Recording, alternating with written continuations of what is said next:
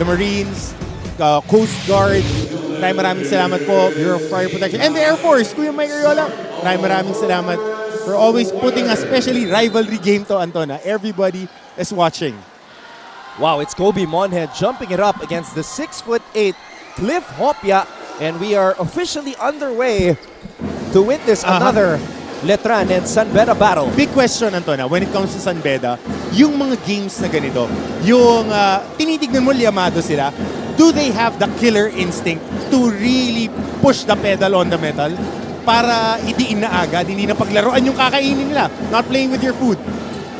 Meanwhile, Alfaro missing on the first attempt. Bola napunta kay Andrada, Jacob has it. And somebody also came back from injury, si Peter Alfaro, na naging susi para makagawa ng run dito ang San Beda, yung 3 straight wins. And that's going to be traveling on Deo Quahao as he ran into the body of James Payosing. Good matchup. Good matchup yung dalawang yan. Magkakilalang magkakilala. Quahao. Siya munang babantay dito kay Peter Alfaro. Payosing. Payosing looking for Hopia, and Cliff Hopia gets on the board. Ito rin yung kagandahan. Pumake up din ang laro neto ni James Payosing. Dati, pag naglaro to parang si Roadrunner, dire-diretso eh. Hindi na nga bumibip-bip eh. Pero ngayon, kontrolado na niya, changing gears. Maganda yung naibigay na pocket pass mapunta rito kay Cliff Hopia. Kaya lang, pumawl naman siya on the succeeding possession. So we mentioned earlier na inanunsyo ni Kurt Rayson that he wants to play but did not get clearance. Pao Villanar is not playing but he's here today. So let's get more from the Letran side with Glycel Calvo. Yes, Anton, like you mentioned earlier, despite Kurt Grayson's strong desire to play in today's game, he unfortunately won't be joining the Letran Knights in their final game today. And joining him is Pau Havillonar, who will also be sitting out today because according to the Letran's physical therapist, Owel Doble, he is currently suffering from a knee contusion. That's why he was advised to rest. Pero the team remains armed with guys like Kobe Monhes stepping up to fill the gaps. At nakausap ko nga itong si Kobe at sinabi niya sa akin na his focus today is to give a good exit to their graduating players. At nang tanungin ko naman siya kung para kanino ba siya lalaban at maglalaro ngayong araw. Ani niya, alay daw niya ang laro ito para kila Coach Renzi at sa iba nilang coaches na hindi sila iniwan at patuloy na lumalaban hanggang ngayon. Kaya naman abangan natin kung paano aariba ang kuponang ito sa kanilang huling laban para sa Moralia. Anton and Coach Hammer? That's good to hear. Thank you very much, Glycel, for that report that the players also feel for their coaches who have been under so much scrutiny this season. Mahirap yan. Yung losing a lot of games coming from a high. Babalikan ko rin yung experience ko, Anton. Season 81. We made the Final Four in Season 80. And then we started with 5 straight losses in Season 81. It was a transition year. We had 4 seniors that graduated. Naging mahirap yan for our coaches. And there was a coaching change in the middle of the season. And then we won the championship the following year. Rafael Go. Ganun talaga pagka nagbe-build ka ng dynasty. Minsan, kailangan mo ring tanggapin that there would be down years. And as fans, there is that realization that it's so hard to stay at the top of the mountain forever. Kasi hindi lang naman ikaw ang nagre-recruit. Nagre-recruit din yung mga kalaban mo. Tapos may mga pagkakataon din na may mga players ka na injured, which what happened to the Letran Knights this year. Yeah, imagine from 18 players, naging 12 na lang. Saka yung 3 point guard mo. Yung 3 point guard mo na inaasahan, sila yung na-injured pa ng maaga. Meanwhile, Yukian Andrada, our NCAA Power Player of the Week, gets on the board. And what a run he is having as of late. Quahao. Go. On the move. Garupil. Garupil. Floater does not work. Bola babalik sa mga bedista. Payosing with Monhe in front of him. Ibibigay ang bola dito kay Jacob. Jacob double team. Inside pass kay Cliff. Hopia maneuvering his way to the basket, too strong. And now we go to Hannah Arguelles, who has this report on the San Beda side.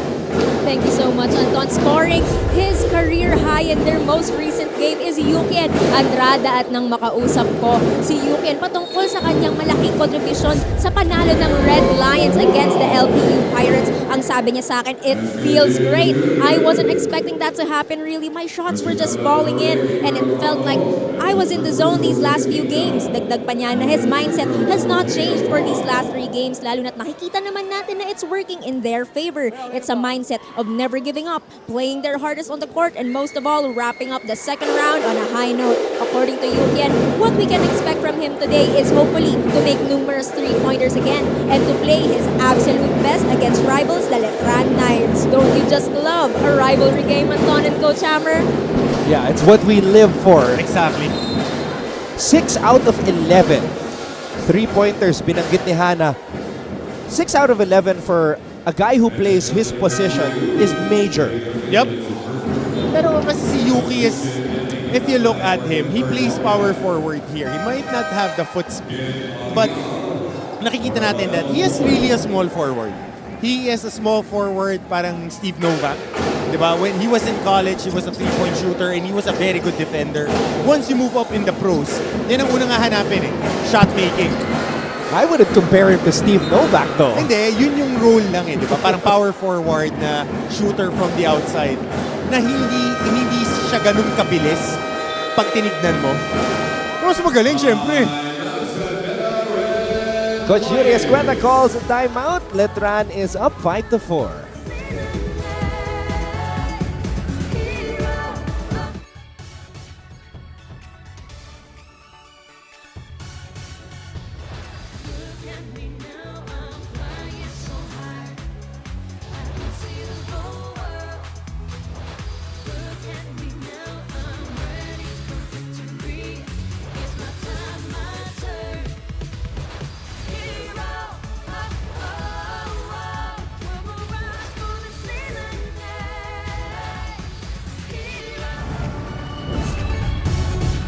An endless battle. It seems like these two teams have been at it forever. San Beda and Letran, and you were talking about this matchup right here, Payosing and Quahao. Very good friends, to say the least. Itong si Deo Quahao at si James Payosing. Of course, coming from the same recruiting area sa Davao. Practically competed against each other during the pandemic. Makita mo yung mga highlights on social media sila. And Deo Quahao had a interesting stops for his college career, now finding a home here for the Letran Knights. Ito naman si Payosing, dapat kasama to dun sa team ni Coach Manu Inigo dun sa juniors. Kaso nagkaroon nga ng pandemic, sila dapat yung pang back-to-back. And then he transitioned playing in the seniors na ng San Beda. Coach Manu Inigo, of course, winning the championship with Yuki and Andrada in season 95. Amsali, Justin Sanchez, Tony Inot, those guys. Payosing. Josh Kahukom, I think, is on that squad, and Joshua Lazaro. Yan, malakas yung team. Malakas din yung team ngayon. Andrada giving it to Alfaro. Alfaro launching from the right wing, too short. Babalik ang bola sa mga Letranista. Tama, hindi na naman madiin ang start ng San Beda. This is something that has been their trend against San Sebastian and Arellano. So antabayan na natin to Kasi gusto mo kung paano sila nag-start against LPU, nakadiin agad and nag-execute ng maganda at yung mga tira, nalilibre rin para sa kanila. Cortez. Switch comes. Pinasa dito kay Dami. Kuntapay, too strong. Babalik ang bola sa Knights. Firing blanks dito ang San Beda. Pero dato sa clean shot by Dami Kuntapay. Monhe in the post. Oh, good help. Ni Cortez. Good help by Jacob Cortez. Cortez. Errant pass. Alam mo yan yung one thing that Jacob needs to work on, lalong-lalo na ngayong off-season. As we see Kent Ariar. Nakikita mo, di ba, pinag-uusapan natin, San Beda, masyado pang bata. So yung mga careless passes like that, na pwede mo nang iswing, make the easier pass, make the basketball play. Payosing. Short again on the triple. Batalier bringing the ball down. Batalier going all the way. Drops it down low to Ariar. No good. Babalik ang bola sa San Beda. Tsaka mabigat yung mga mawawala dito sa koponan ng San Beda. Peter Alfaro, JP Gallego, Dami Contapay, and itong si Cliff Hopia, who has been also a revelation in the second round. Garupil all the way. Nice to know the confidence is still there from Garupil. Yung screen ni Ken Ariar, solid. Tinamaan si Jacob Cortez on that wiper screen. Responsibility of the guy behind na may audible na merong wiper screen.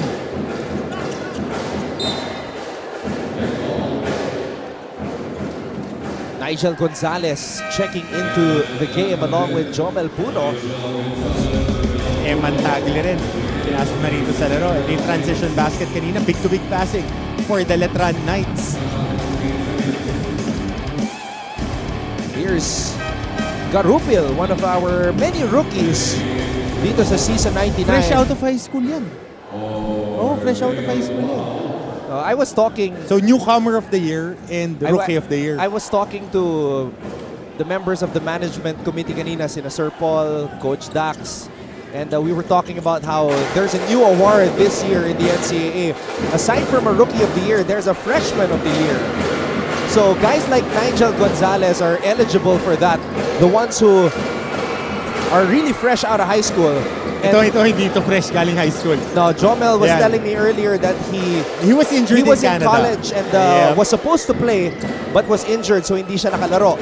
Although he was also saying that he wants to get an award. Yeah, But I'll give you the nicest shoes award. It- Always wearing bright pink. it's stiff competition for those awards this year, Rookie of the Year and Freshman of the Year. We have a timeout. Letran leads San Beda 9-4.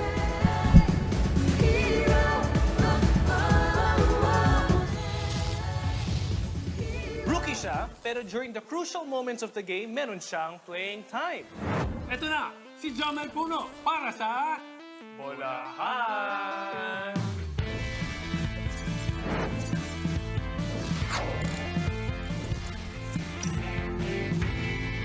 How are you? Are you fine? Like a wine tree, pineapple? No? Anyway, you played for university. So sinabi ko kanina, itong team na to, itong San Beda, sila yung ayaw na ayaw mo makita sa Final Four. It's not just because of the way they're playing right now, it's also because of their crowd. Yep. And you gotta commend din the student body of San Beda na lalo-lalo na after they were losing, nagpapadala na rin ng mga estudyante by the busload. So, tip our hats to the senior high program and the CAS, Galadine Bride, and all of those guys sending the reinforcements. Kasi doon naglalaro ako, yun yung pinaka-wild na crowd eh. And LPU also. They will have San Beda on their minds right now, especially because of how they lost the last game. San Beda's most dominating performance as we see Jomel Puno score underneath. Ang tagal nila bago nakakuha ng pangatlong field goal, talking about the San Beda Red Lions. They're able to run the patterns, but they need to make their shots. And kailangan, nakadiin talaga, hindi ka pwede mag-let up. Kahit sino yung kalaban mo, hindi ka pwedeng mamili ng kalaban. It's only Hopia, Andrada, and Puno who have scored a field goal for San Beda. Puno drives baseline. Jomel Puno, the athleticism. So that's the advantage of having Jomel Puno as a small forward. Hindi to 6'6 Anton, 6'7 to si Jomel Puno in barefoot pagka tinignan mo siya, and lanky, mahaba yung mga braso and very athletic on the first step tulad nung nakita natin. Yeah, I only say 6'6" because he's listed at 6'6". As we see Ariar drain that jumper 13-8. Di ko maramdaman yung defensive intensity ng San Beda tulad ng LPU game.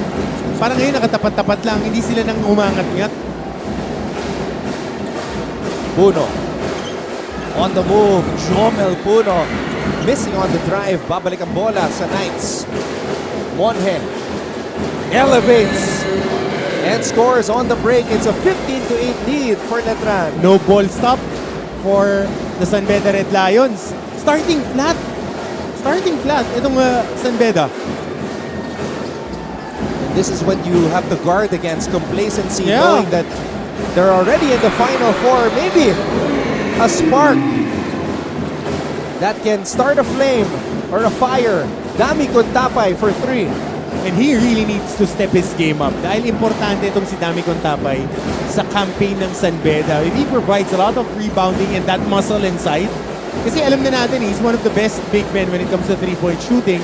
But the other facets, he needs to step it up if they want to sniff at least that championship round. Contapay asks for it. There you go. Gets it and makes it. Dami Contapay, back-to-back triples. And I would mention ito, in season 98, he was the only big guy in the top 10 when it comes to three-point shooting. So, pwede ka namang three-point shooter basta rumi-rebound ka tsaka interior protector. Wala namang problema doon. And Contapay, yun yung aantabayanan natin dahil he's going to the pro leagues na din. Dami Contapay last season, a 36.7% three-point shooter, made 18 out of his 49 attempts. But now from he has beyond been the arc. shooting a bigger volume of shots from three. This season, Dami Contapay, 48 attempts, See? 12 made. And that's before this game. That's not including this game. So 14 made na si Dami. That's Kasi 4 shy of his makes last season. Kasi si Dami, nung nasa San Sebastian Staglets, post player to eh, kaya to na-recruit ni Coach Jude. And then now extending his range to the three-point area. Puno with the board. Good Puno pass. finds Viser. Yun lang, masyadong malalim. Viser to Jomel. Jomel gets it off in time. Just unable to convert, so that will do it for the first quarter. A good start for the Knights. Nakahabol ang San Beda with those back-to-back triples. So the score stands at 16 for Letran, 14 for San Beda.